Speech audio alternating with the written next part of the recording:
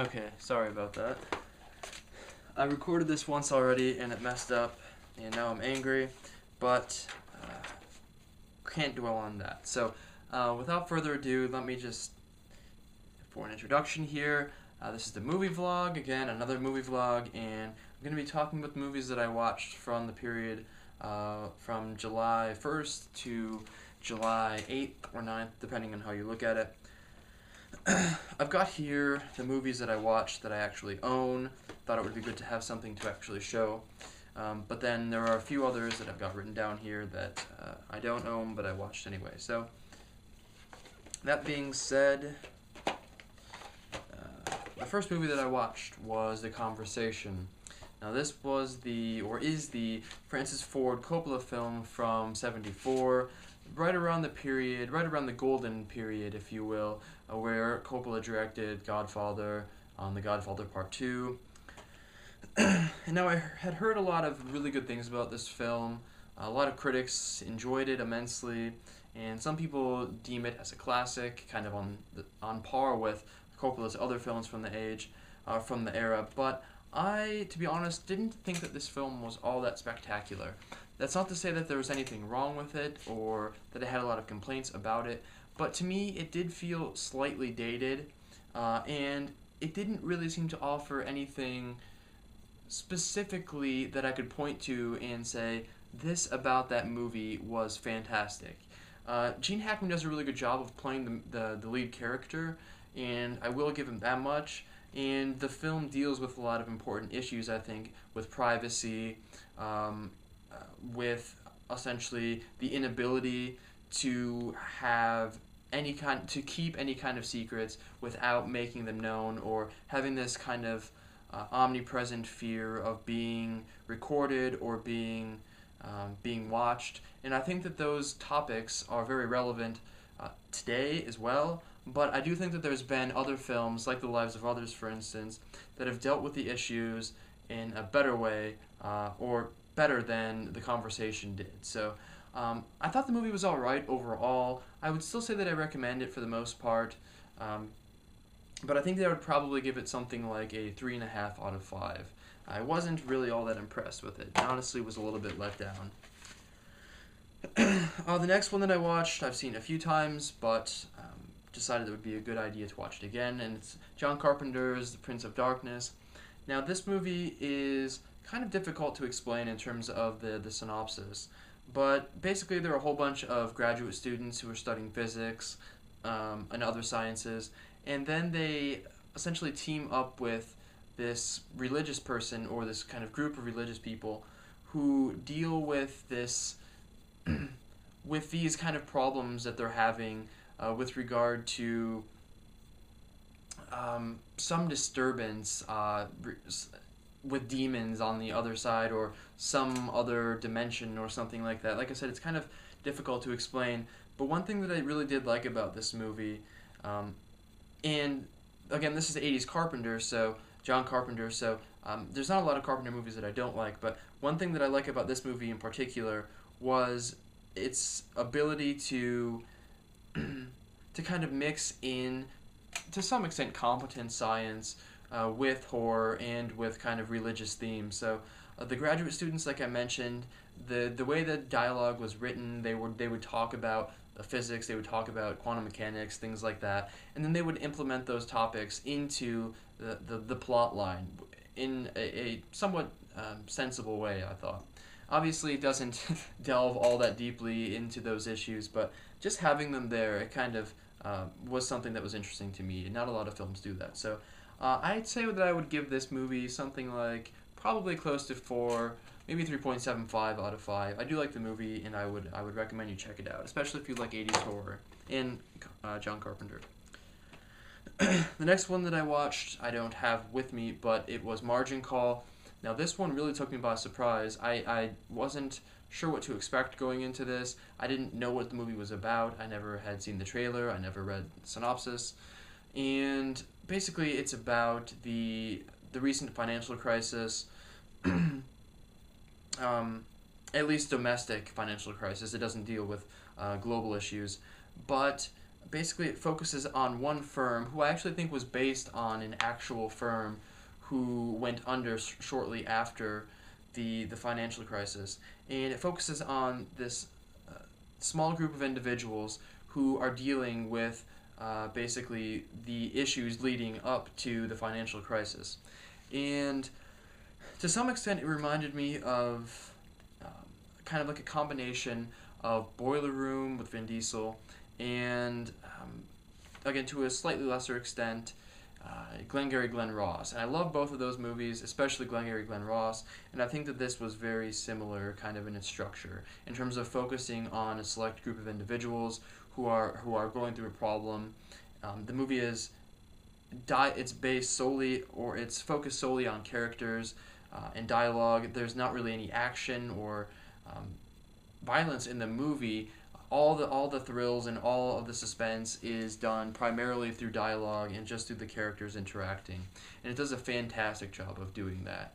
Uh, I highly recommend the movie, definitely, and I do think it's probably like in my top 15 or 20 of 2011, which is saying quite a bit.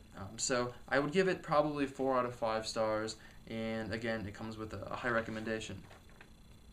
The next one that I watched, sort of inevitable, being that it was July the 4th, and this was Independence Day, starring Will Smith, Jeff Goldblum, and a number of other people that are really ridiculous. So again, I watch this pretty much every 4th of July, just out of habit and tradition. This movie is ridiculous, though. Most people, I think, have seen this movie many, many times. They play it constantly around this time of year. And if you don't know, basically aliens come to the Earth and they decide they want to take over, collect all of our natural resources and so forth. And the Earth's population, primarily Americans, have to defeat the aliens. And I say primarily Americans because this movie is so American centric, it's so nationalistic, that it's just almost. It almost makes you nauseous. It's like this movie just basically yells to the screen, yells at the viewer, and just says, "America, fuck yeah!" Right. So this is like Team America before Team America. This is like what Team America was probably satirizing to some extent, and the way that they show, or the way that they build the character of the president as being kind of this macho, all-American kind of like football star who no one can push him around, and he's gonna lead perfectly every time anything happens. He's like, nuke the bastards. It's really it's really ridiculous, and the movie is somewhat fun. I like the first hour, kind of the build up where the aliens start to take over.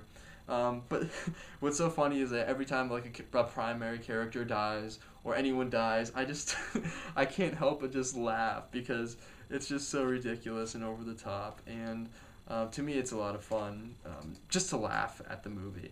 But I think I would probably give it like 3.5, if for no better reason than I was laughing my ass off, as I usually do.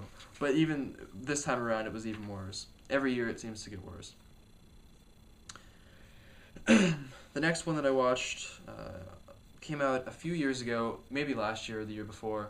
This was Never Let Me Go, and this stars Carey Mulligan, stars Andrew Garfield and Keira Knightley.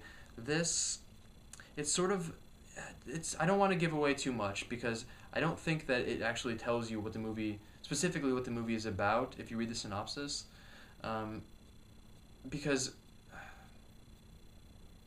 I guess I can just probably say it. So the movie is about kind of these people who are grown to be organ donors, basically. And so they live up to a certain period in their lives, and then they essentially start donating their organs. And they were essentially, well, okay, that's all I'm going to say. And so the three main characters that I mentioned, these people are the organ donors, and it focuses on them and sort of them growing up and then dealing with having to donate these organs. And the movie was really well done. I thought that the acting, all the performances were really good, and it dealt with a lot of kind of philosophical issues. I thought with dealing with free will, dealing with death, kind of had some existentialist themes going on there, and then a lot of ethical dilemmas as well, a lot of ethical issues. Now, I will say that the movie was slightly slow in parts, not so much for me, but I can see other people viewing it as being a slow film. But I did think that overall it was shot really well and it was well done.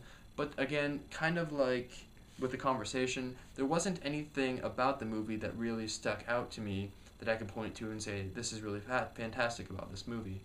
And in that regard, it was just kind of average, just a really good average movie, I would say. And so I think that I probably would give this one 3.5 out of 5, and I will say that I recommend it. If it sounds interesting to you, if you kind of like the sci-fi dystopian type films, built or mixed in with romantic elements, and that's kind of what I didn't like about the movie. I thought that the primary relationship between the two characters, I don't know, to me it seemed a bit too much, and then it didn't focus quite on the dystopian themes as much as I would like to, and they focus too much on the relationship. But that might be a good thing for some people, so don't even take it as a negative thing, maybe. But the last one that I watched was Reanimator, and I've seen this one a million times. I really like this movie. I love this movie. In fact, my friend came over. He hadn't seen this before. I thought, okay, if you want to call yourself a fan of horror, you shouldn't be calling yourself a fan of horror if you haven't seen Reanimator to begin with, but you at least have to watch it, so I made him watch it. And it's fantastic. If you haven't seen this movie, basically it's a Stuart Gordon film from '85. It's pretty much a zombie film, but it's about this gentleman right here, Herbert West. He invents this reanimation fluid, which basically brings people back from the dead, and that's just what happens. He starts to. It's based on an H.P. Lovecraft short story, I think. But anyway, he brings people back from the dead, and hilarity and awesomeness ensues. They're medical students, and so that kind of fits into the plot as well. But I will say that now, having seen this for a few years now, the first hour or so was a little bit slower than I remember it being in the past, and everything kind of builds up to the last half hour or so, which is just outrageously awesome, and featuring a lot of zombies, a lot of quite a bit of gore, and some very surprisingly awesome scenes involving involving certain sex acts and decapitated heads and so forth. So without giving too much away, I'll leave it at that. Highly recommend that you check this out. I'll give it 4 out of 5 stars, and again, definitely highly recommended. So that's all that I watched this week. Hopefully you enjoyed me talking about what I watched, and if you did, watch next week, please, and I shall see you then.